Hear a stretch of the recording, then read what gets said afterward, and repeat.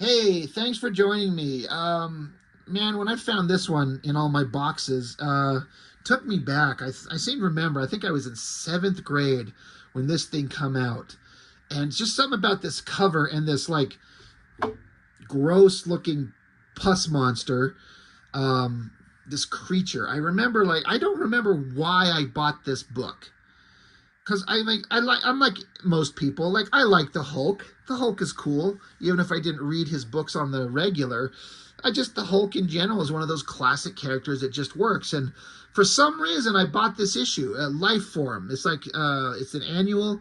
This is part 3 of 4. I don't remember if I ever picked up the others, and if I did, was it all Hulk related, or I don't remember, and I don't care enough to like go and try and pull up Google and try and figure out what the hell was going on. It's just more of like a trip down memory lane for this book that I got 1,000 years ago. 1990, good Lord. I was 13 years old, which, yeah, my son is 13. He's in 8th grade, so that's what I was doing. So, The Quality of Mercy, written by Peter David with Angel Medina on art. And there's some pinups and some other stories. Yeah, this poor book, like this front page is like just straight up just come out of my book. It's seen better days. But Angel Medina, this is a guy who at the time didn't know who he was, didn't care necessarily. But then Angel Medina went on to do some other cool stuff and then just vanished. I don't know where that artist went. Is that male or female? I don't know. I guess I just always assumed it's a dude. But artistically, it's pretty dang good. Just having a guy sitting here talking to us. We just have to draw faces. This is where an artist, like, yeah, you want to draw the punching and the fighting and the muscles and the babes, but, you know, if you're given a script where you have to draw a guy just talking, well, this is where you lean into, like, you're a movie director. You have to make these characters act. So play with lighting, play with, camera positioning to establish mood. Like, you can make pages like this interesting to you as an artist, and if you put in your best effort and make them interesting to you, then you make it interesting to the reader. This whole book is just falling apart, this poor thing.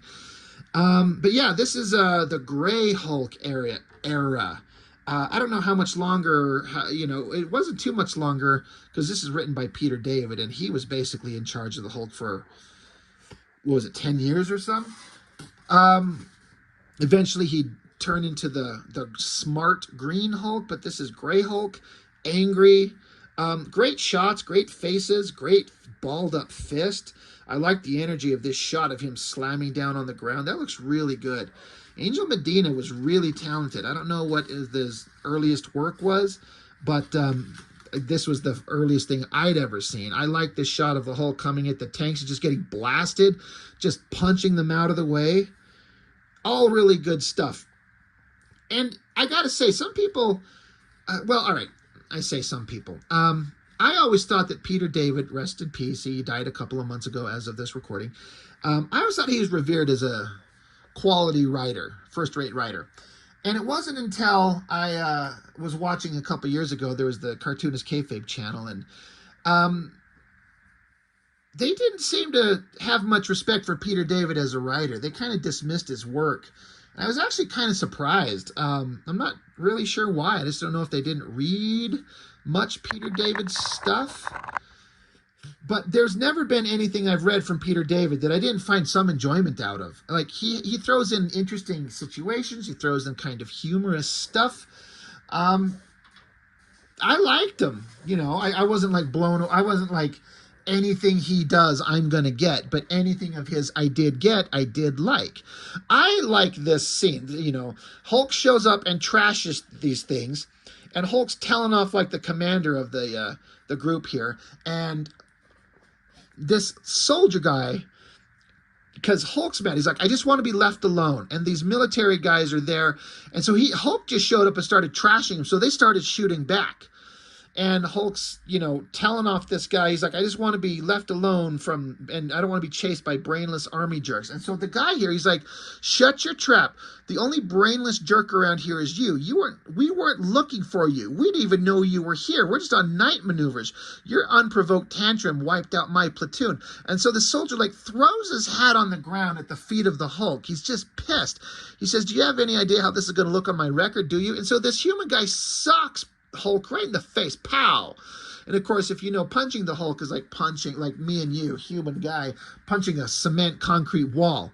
Socks him in the face. He's like, oh, fuck, that hurts. And he just stops and looks. And this menacing shot of Hulk just standing over him. And the human guy's just tiny. And he's saying a prayer in his head. He's like, our Father who art in heaven, I just took a poke at the Hulk. I'm dead. And he's like, and I was in such a good mood. And then the Hulk, realizing that he fucked up, Hulk just jumps away and takes off. I think that's great. It's a really interesting take on the character. It's showing that the Hulk has got flaws. He's not perfect. He makes mistakes. He just was out and about, and then this military convoy shows up, and Hulk just assumes they're out after him, so he attacks them. He ruined their kind of day, trashed materials. He could have injured people, and so the Hulk has to jump away and get lost. So then we keep cutting back to this guy. You'll notice through the visuals, as he keeps talking, his body keeps mutating. Like he's got these boils and these sickly disease things. Hence this creature, this Lifeform monster. I think this is him, and as he talks, he's slowly turning into that monster. And then there's story points going on that I didn't really reread this thing in detail. I just more of looking at it. All these images, again, this wasn't one of my favorite books ever. I was reading X-Men's and Spider-Man's and all kinds of stuff back in this era. But this is one of the, one of the earlier books I ever collected. And I flipped through it a lot. And so all these visuals of this guy's face, this homeless guy drinking, this whoever the hell this chick is showing up, just the visuals, it just takes me back to being a 13-year-old kid. I think about the house that I lived in, the bed that I had, and I had a little shelf up against the wall, screwed into the wall, and it had a boombox stereo on top of it with cassette tapes that I would listen to the radio whenever they put on my favorite song or various songs that I liked. I'd have it set up to record so I could just hit the unpause button because I've already got it on record, and I hit unpause so I could record some of my favorite songs off the radio so I could have them on cassette tape to listen to my favorite songs whenever I wanted. I had little action figures and toys, and I had a giant desk sitting right next to my bed covered in art supplies. I was getting into art, I was getting into comics, and this is one of those books where I just look at it, and even though I didn't know the story, I didn't know what was going on, but this is one of those books that I just flip through, and the visuals stick out in my mind and take me back to a much simpler time when I was just a 13-year-old kid living at home with mom and dad and my brothers and sisters. And man, sometimes I'm telling you, I get older. I'm about to turn 49 in about 2 months. And sometimes you're like, oh, what I wouldn't give to be able to go back in time and just have that simple life. But anyway, not to trail off and go on to a bullshit journey down Robert's, sad memories of wanting to be reliving his childhood. But back to the comic. Hulk, he comes to this abandoned building. It's like an old theater house. He comes in, how he flicks the door open. Great low angle shot looking up at the Hulk. I love the body language. How he's kind of hunched over. It looks really cool. And Hulk steps out onto the stage. He's just thinking to himself. And when he's not fighting anybody, he can kind of play and be imaginative. He's just kind of oh, this place used to be, a theater where people would come, and he goes out on the stage. He just kind of bows, imagining that he used to be a presenter or an actor on stage. Meanwhile, back with this guy who keeps mutating. As he's talking to us, the reader, there's a voice from off panel that says, hey, who are you? Or what are you doing here? I'm going to call security. He's like, hold on, excuse me, I'll be right back. So he gets up and walks away from his chair. And the other voice that showed up, he's like, wait, what's wrong with your skin? Stay back. He screams, and there's a cracking sound, and then silence, and then the sounds of eating something. And then the guy comes back into screen with like a human bone in his hand. He says, you know, I have no idea how badly I feel about this. But now he's turning into this monster. Great art. So well done. All of this looks really good. And so I guess he's given the backstory of his life, his existence, and how he became this mutated monster thing. That's a pretty gross, awesome shot. Fighting the Punisher, fighting Daredevil. This must be the other, the Lifeform annuals that was going on. I get, if I had to guess. But yeah, he meets up with this girl. Again, I don't know what's going on, but there's just this giant, gross monster, and of course they end up. Get this girl teleports him back to this abandoned theater house where Hulk is like, he's continuing to play like he's in a theater, like he's just pretending he's playing. It's actually kind of funny, but he's like put something in his shirt to like hunch himself forward, and he's like pretending like he's Igor. He's like, Dr. Frankenstein, my name is Igor, but it's pronounced Igor. My great-grandfather worked for your great-grandfather. Of course, the rates have gone up. There's your kind of Peter David humor. And so then these guys appear in front of him, and Hulk's like, God, can't a guy even screw around a little bit without being interrupted? So Hulk flexes, and, you know, he's like, all right, preparing for a fight. And then the life-form creature just attacks him. And I love that shot right there of the Hulk. Angel Medina draws really well. This is all really, really well done. I feel like Angel Medina eventually kind of adopted the visual aesthetic of the 90s that became the popular kind of norm. And this is before that. It's all just kind of like classic storytelling. There's no anchor image on these pages, right? Like, I guess, like, there's not really anything here or here. You could say that is, but who the fuck wants this original artwork with just that monster on it? Don't get me wrong. I'd take it if I got it really, really cheap, but... Like, I love all these shots. 1, 2, 3, 4, 5, 6, like 8 panels, but no giant Image Comics type, giant, super huge shot of the character. It's just all basic storytelling. And, however, I think this girl magically teleports the Lifeform creature into something that can get swallowed by the Hulk. He falls to the ground, and now it's oozing out his ear. All of this is drawn so well. The muscular anatomy from Angel Medina is great. He looks like a big, leathery, thick monster with that big, rigid brow. He draws a great ear. Like, Angel Medina knows how to draw.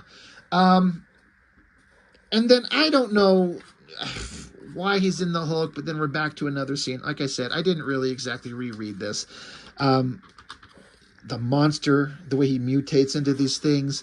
Oh yeah, I think it's all in his head now, where Banner and Hulk both wake up and they look at each other like, what are you doing here? What am I doing here? They're both saying the same thing to each other. I like how they stand up and they're circling each other. And they're both saying at the same time, what kind of trick is this? Hulk says, knock it off. This has got to be a stunt Mercy's pulling. I guess that's the girl that was there.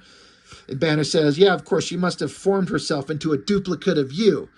And then meanwhile, the Lifeform creature shows up, and he shows up, kill you both, hungry. And then Hulk just gets in the monster's face and points at him. He says, shut up. This is between me and him, just like it's always been. Why am I talking to you? You wouldn't even understand. So it's kind of going in a really weird direction. I just can't get over. Like, I keep looking at this art, and I'm just shocked at, like, I forgot how good Angel Medina was. This is some fantastic stuff.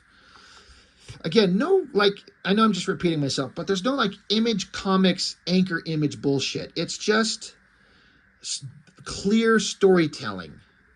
I bet you Peter David loved working with this guy. He's like, he's not trying to overrun my story with this crazy artwork. He's not trying to be like McFarlane or something like that. He's just telling the story in a very perfect, simple way. Like, Peter David gets to tell his story. I love these eyes and that thick brow. Holy shit, that looks good. This just all looks really cool. I guess the Lifeform thing, he's going to go attack Banner, so Hulk socks him away, sends him running, so now Hulk and the Lifeform thing, they have to fight. I always like this shot where Hulk punches this Lifeform creature, and it's kind of like just gooey. like it's not a solid figure. It just squishes him. I always like this shot of Hulk being lifted in the air. The way that the legs and the feet are coming towards us. Great body language. Great figure work. So great. Throws the Hulk aside. Stuff smashes down on the Hulk. So Banner runs away. He grabs a prop sword. The Lifeform creature comes at him. So Banner stabs him. But before the Lifeform creature can get him, Hulk shows back up, throws the creature away. And as he throws the creature, he goes through like this giant curtain that envelops him. And so then Hulk jumps through the air and lands on the creature, and he just keeps stomping on him while he's under that tarp thing, like smash, smash, smash. He's like, yeah, that looks like the Jersey Shore at low tide. I'm out of here. But then the creature, he just reforms himself. I guess he can turn into a pile of goo. He picks up Banner, throws him up into the sky, into some lights that electrocute him and potentially kill him.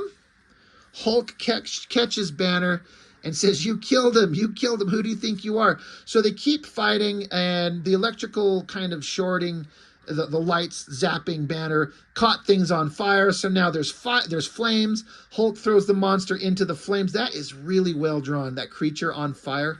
That looks really good. So the creature burns, and then he's like, hey, Banner, he's still alive. But then some debris falls on top of the body of Banner. That definitely killed the human Banner body. And Hulk's looking at it. He says, I may have just seen myself die.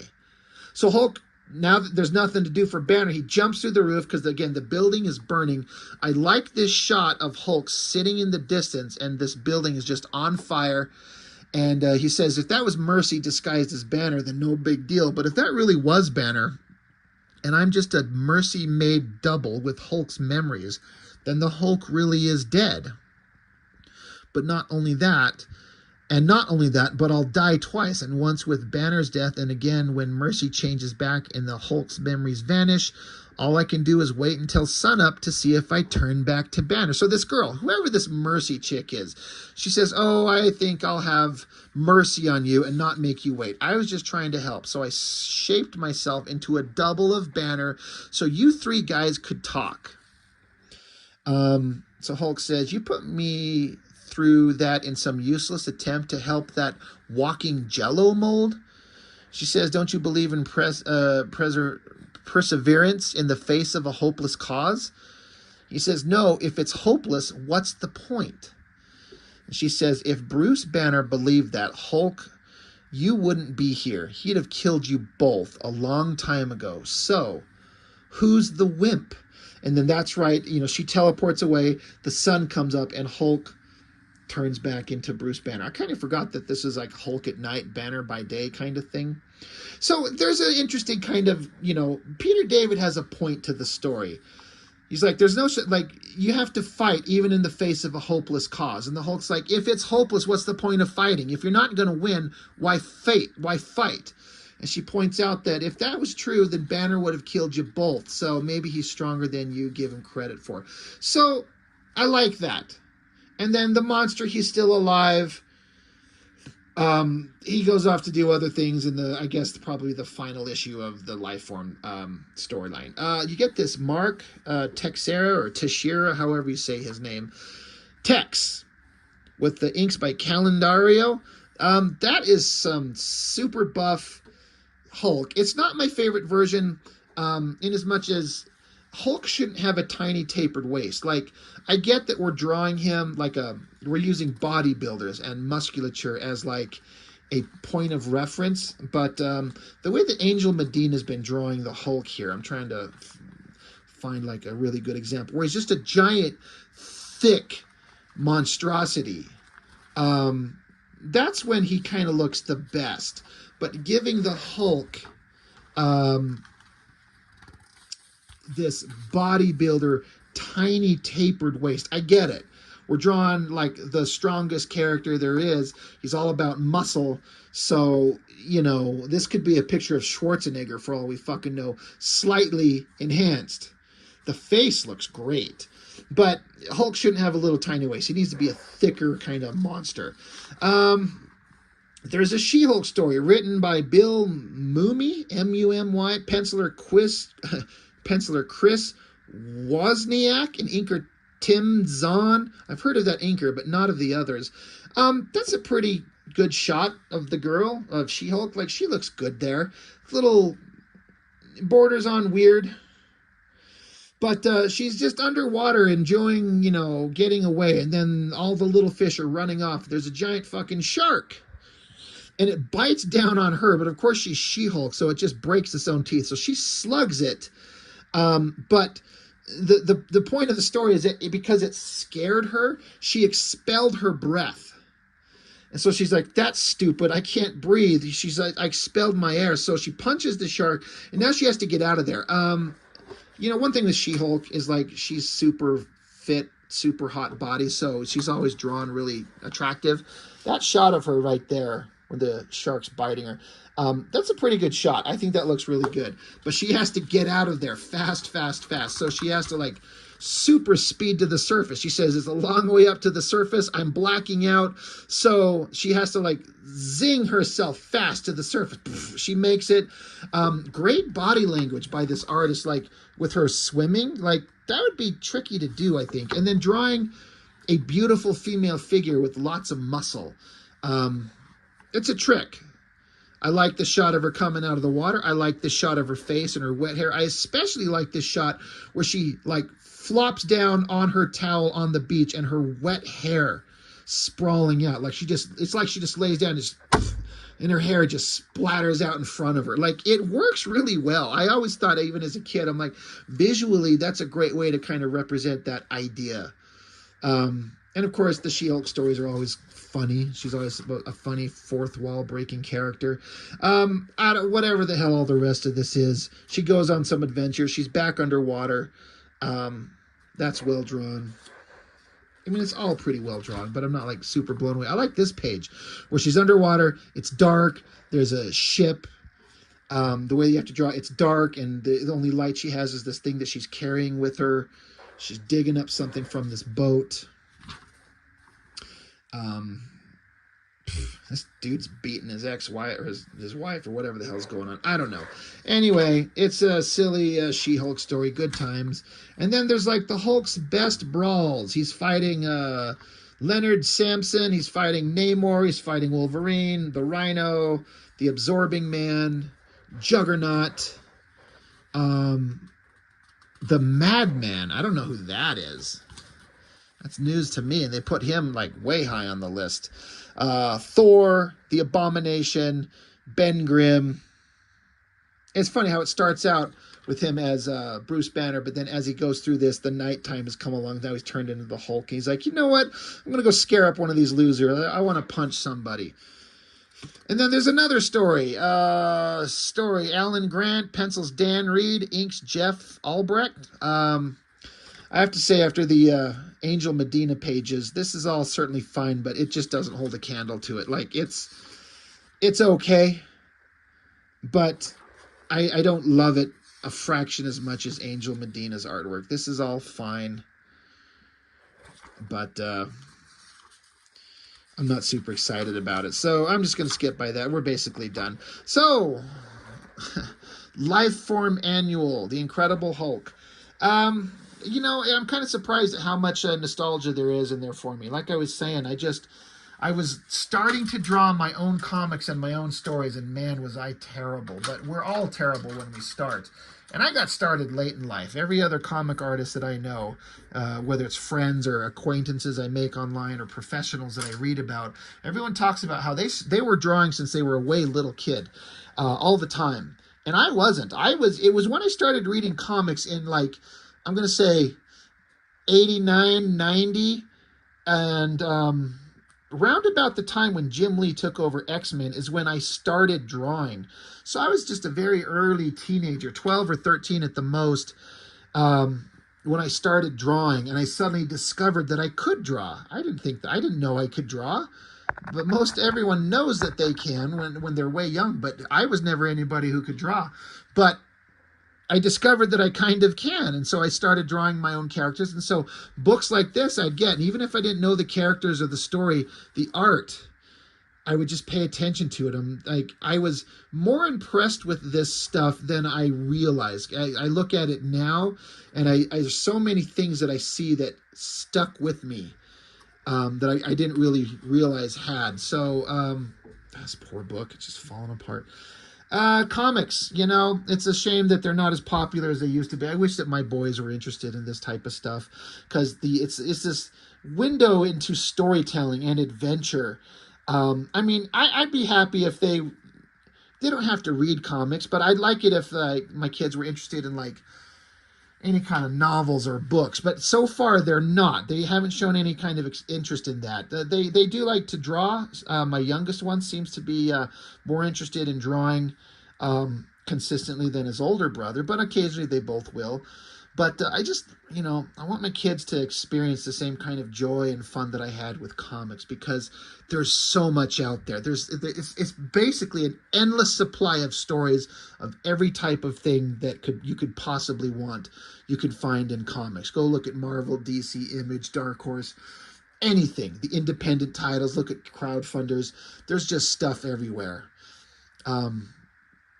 It's such a fun art form. And I think those of us who read them are blessed to have this art form, and those of us who like to create them and make them, it's a special thing. Like, I can't make a movie, I can't do animation and cartoons, but I can draw, so I can tell stories. And what a great kind of thing to be able to explore as an artist. So, I don't know. Comics are awesome. So that's all I've got for now. Thank you for joining me. I really appreciate it. I will see you next time.